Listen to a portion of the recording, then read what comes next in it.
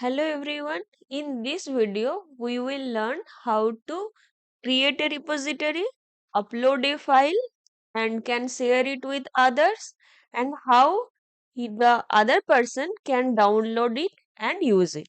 Okay, now we will see the whole process. First, this is the Jupyter notebook I have created for the purpose. Now I will download it from file download as and notebook.ipynb file. Okay, now it will be downloaded in your download folder. Now open your GitHub account. Okay, log in into your account. If you don't have, create one. From here you can click new, then give a repository name, if else conditional statement, any name you can provide. Okay, give a description.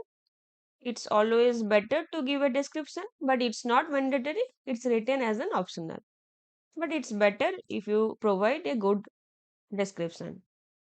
I have described about if else conditions in programming. Okay. Now you can keep it public. If you keep it public, then you can share. If you keep it private, then only you can see. Here my aim is to share, so I will make it public. Now you can also create readme file or not. Depends on your wish. Now click create repository. So here you can see the repository is created. Now from there you can upload an existing file. Now click again on choose your files. So I will go to my download folder where I saved that. I will click it, open. Now you can see the file has been already uploaded. So click commit changes.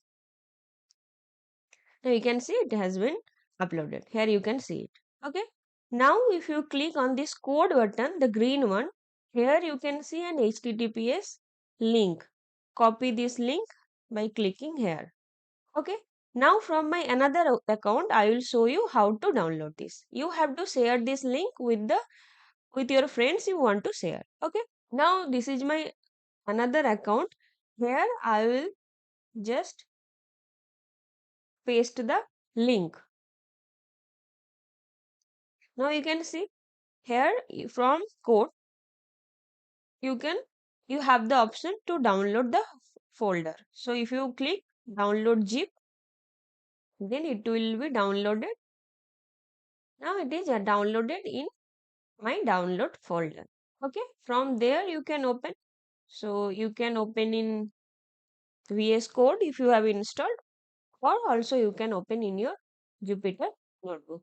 Okay, so this is the way you can create a repository and share the link, and your friend can clone or download the same repository for his own research. Okay, bye, happy learning.